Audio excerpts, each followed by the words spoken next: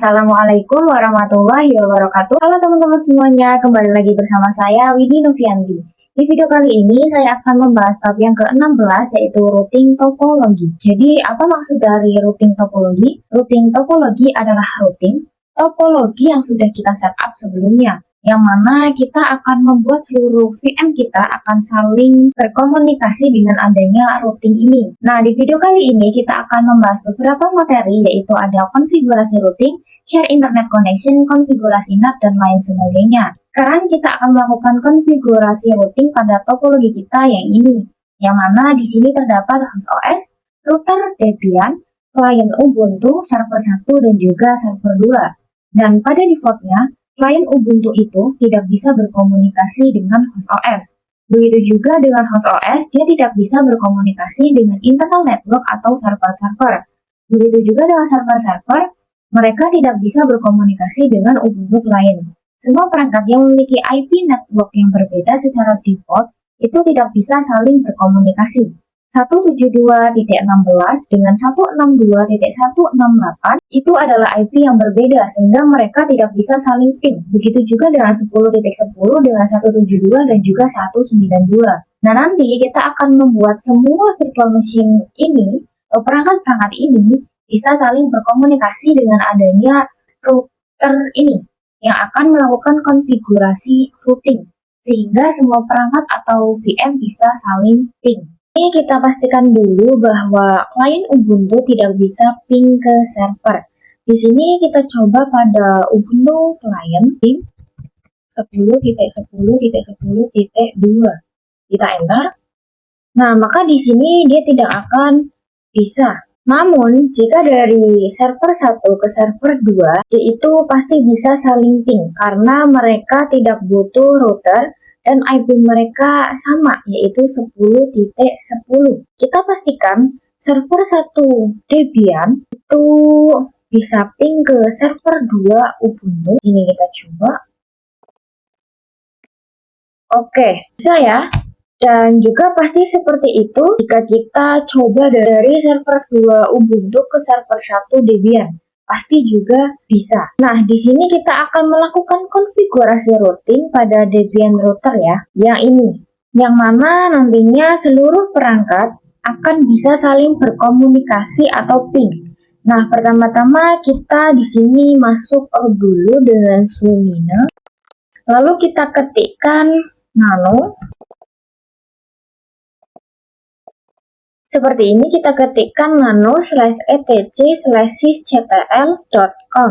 Lalu kita enter, lalu kita cari yang net IPv4 IP forward. Ini ya, yang ini. Net IPv4 IP forward. Dia sudah masuk ke dalam sysctl.com. Namun, dia belum bisa difungsikan karena masih berada dalam komen. Yang membuat dia berada di komentar adalah tanda pagar yang ada di depan net itu. Ini kita hapus dulu tanda pagarnya.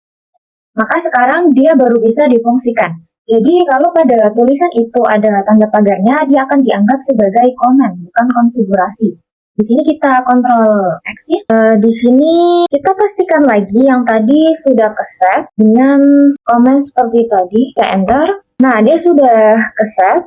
Kita kontrol X lagi. Kemudian step selanjutnya adalah kita harus mengaktifkannya kembali dengan komen seperti ini. sysctl min p, enter. P, di sini net IPv4 IP forward sama dengan 1. Ini berarti berhasil. Nah, seharusnya konfigurasi routing sudah berjalan dan membuat Ubuntu client dengan Ubuntu server bisa saling berkomunikasi. Kita coba dari Ubuntu client ping ke Ubuntu server. Oke, sudah bisa ya. Sekarang kita coba dari Debian server ke Ubuntu client. Oke, dari Debian server ke Ubuntu client juga sudah bisa. Nah, jadi seperti itu untuk konfigurasi routing. Oke, kita lanjut pada pembahasan share internet connection.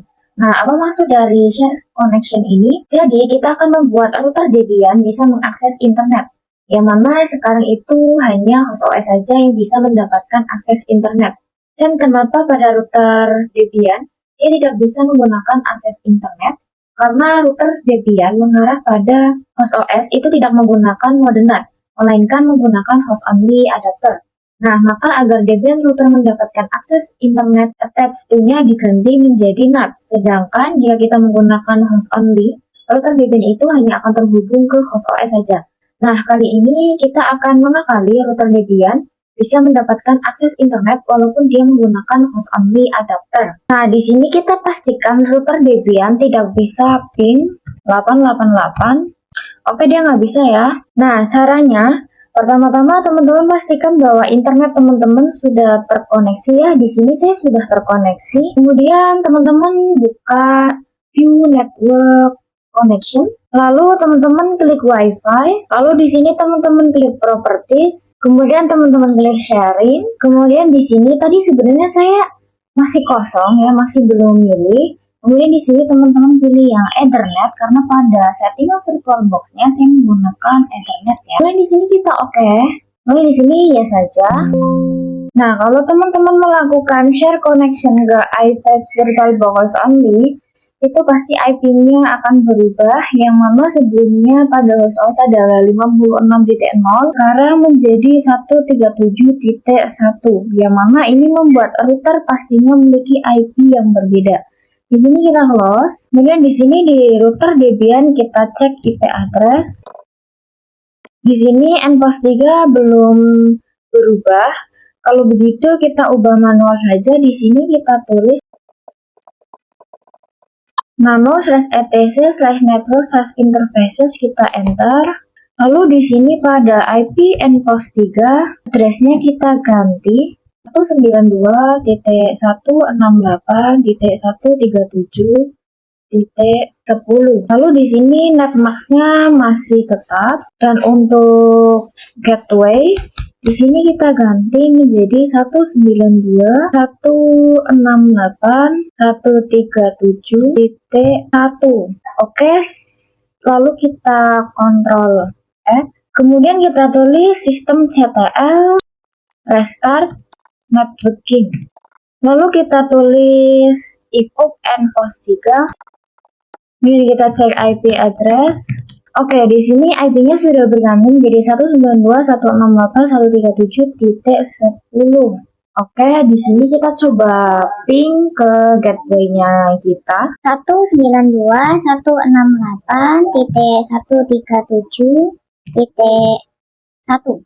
Oke, di sini berhasil ya untuk ping ke host OS atau gateway-nya kita. Di sini kita Ctrl C. Kemudian kita coba ping internet dengan ping 888. Oke, kita enter. Oke, di sini juga sudah berhasil mendapatkan akses internet ya. Oke, jadi seperti itu ya. Oke, sekarang kita lanjut ke pembahasan konfigurasi NAT.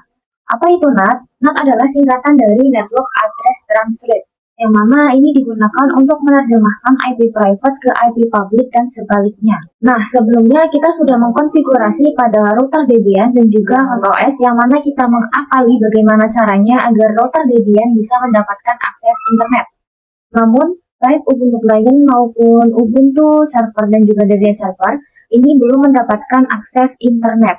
Nah, nanti kita akan mencoba menggunakan protokol NAT untuk menerjemahkan IP-IP private ini, yaitu 172.16.10.10 ke IP publiknya, yaitu 192.168.137.0, yang mana nantinya kita akan membuat Ubuntu Client, Debian Server, dan juga Ubuntu Server bisa ping ke internet. Di sini kita pastikan dulu router Debian masih bisa ping 88. Oke, masih bisa ya. Sekarang kita pastikan pada Ubuntu Client belum bisa ping internet 88. Kita coba. Nah, belum bisa ya. Dan tentu saja seperti itu juga pada Ubuntu Server dan juga Debian servernya, dia belum bisa ping internet atau ping 888. Di sini kita akan konfigurasi NAT yang mana membuat ketiga virtual machine ini bisa mendapatkan akses internet dengan menerjemahkan IP private-nya ke IP public-nya, yaitu 192.168.137. Nah, untuk konfigurasinya lumayan panjang. Di sini teman-teman perhatikan ya, saya tulis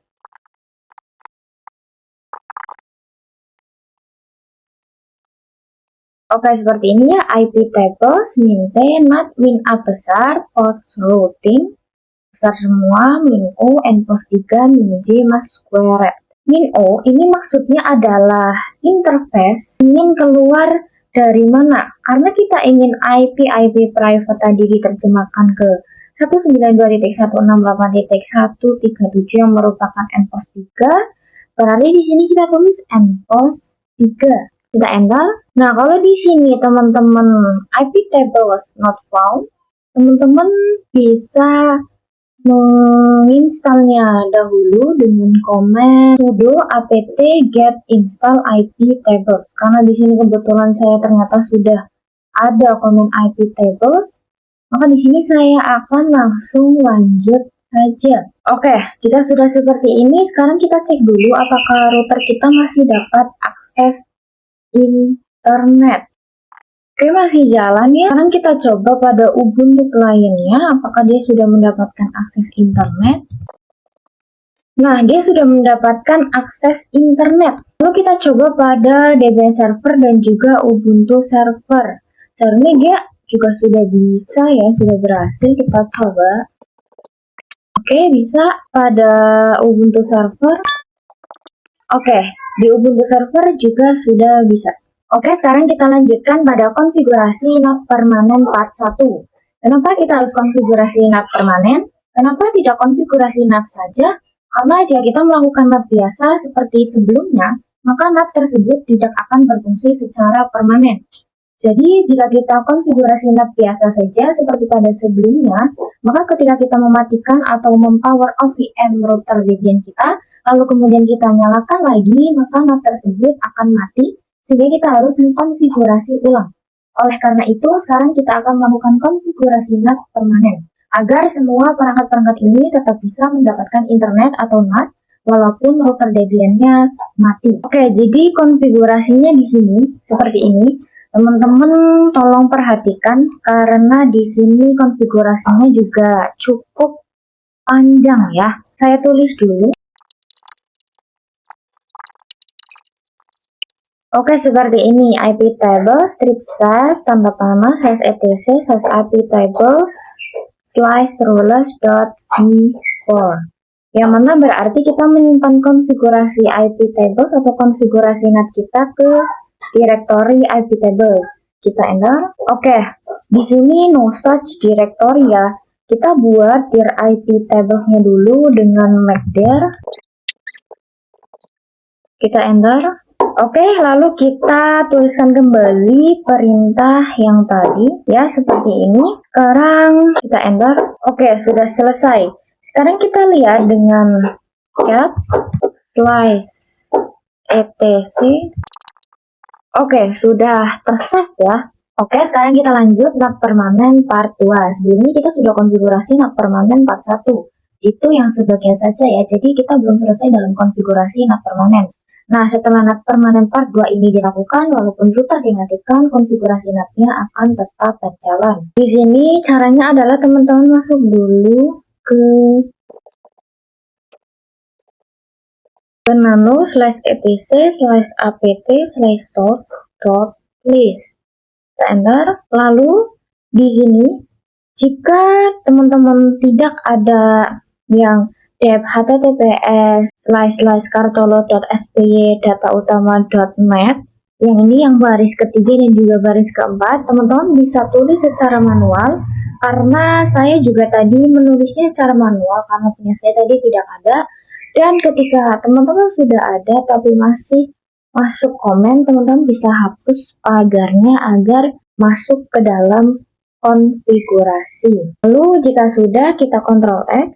Lalu kita pastikan apakah sudah tersave dengan cat yang tadi ya. Ini saya ganti aja.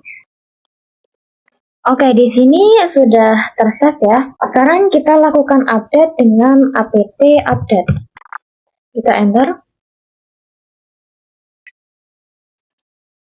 Lalu kita lakukan instalasi IP table persistent, yang mana ini digunakan untuk menggunakan fungsi NAT secara permanen. Jadi sebelumnya kita sudah menyimpan IP tables kita pada directory IP tables. Maka setelah itu kita aktifkan dengan perintah IP table persistent ini, yang mana itu membuat konfigurasi NAT yang tersimpan pada direktori IP tables ini aktif secara otomatis ketika DB routernya nyala. Kita enter. Oke, done ya. Kita sekarang coba ping 88 pada Ubuntu client. Nah, sekarang kita lanjut pada pembahasan fix IP address Debian router dan juga server. Jadi, kali ini kita akan membenarkan IP yang ada di Debian router dan juga server. Yang mana jika Debian router dan server itu mati, maka secara otomatis IP tersebut akan hilang. Contoh di sini pada Debian router, saya lihat pada IP address interface endpost 3, 8, dan juga 9 masih ada ya. Namun jika kita reboot atau kita power off, maka seluruhnya akan hilang. Sehingga kita harus melakukan if up endpost 3, 8, dan 9 lagi. Nah, hal tersebut itu akan merepotkan administrator. Karena jika pada lapangan terdapat server yang memiliki IP address terus dia mati dan membuat IP address hilang, maka itu akan merepotkan karena ditakutkan server tersebut ketika akan diremote itu tidak bisa. Di sini kita bisa melakukan konfigurasi agar IP address-nya tidak hilang ya. Kita langsung masuk saja ke nano/etc/network/interface. Kemudian kita enter. Nah, di sini kita tambahkan auto endpost 3. Di sini seperti ini auto endpost 3. Kemudian di atas ifas endpost juga ditambahkan auto endpost 8. Kita juga tambahkan auto endpost 9. Oke, seperti ini. Kemudian kita Ctrl X, enter. Begitu juga di Debian server, kita juga masuk ke nano/etc/network/interface. Di ini kita enter. Oke, kemudian di sini kita tambahkan auto endpost 3 juga. Oke, kemudian kita Ctrl X. Oke, sudah, sehingga nantinya ketika kedua virtual machine ini mati lalu kita nyalakan lagi, dia IP address-nya tetap ada. Oke, sekarang kita lanjut ke konfigurasi resolver. Pada konfigurasi resolver ini kita akan memastikan bahwa semua virtual machine mendapatkan akses internet. Karena sebelumnya kita hanya memastikan mereka bisa ping 888, yang mana jika kita hanya bisa ping 888, itu belum tentu kita bisa mendapatkan akses internet. Tanda suatu virtual machine dapat akses internet adalah dapat google.com. Di sini saya coba ping 888 ke semuanya dulu.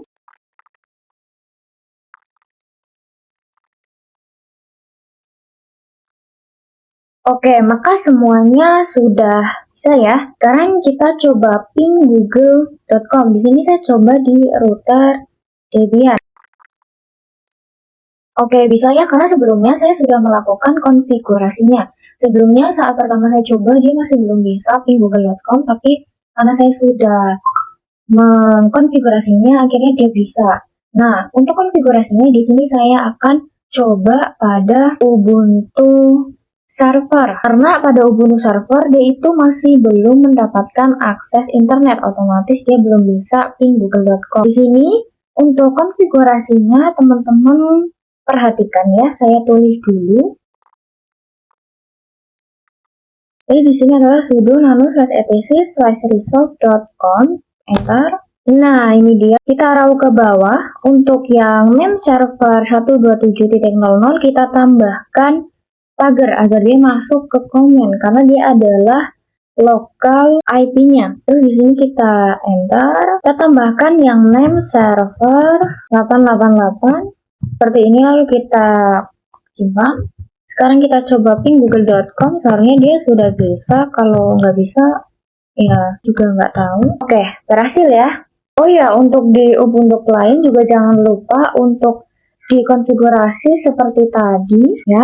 Di sini saya sudah coba ping google.com tapi tidak bisa, maka kita konfigurasikan sama seperti tadi.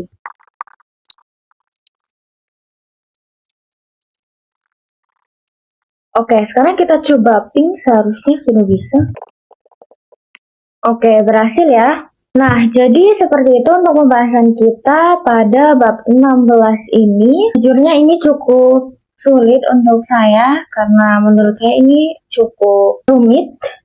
Tapi semoga teman-teman bisa mengikuti cara-cara saya yang tadi dengan lancar, mudah, dan tanpa halangan. Sekian dari saya, kurang lebihnya saya memohon maaf. Terima kasih. Wassalamualaikum warahmatullahi wabarakatuh. Dan sampai jumpa di video yang berikutnya.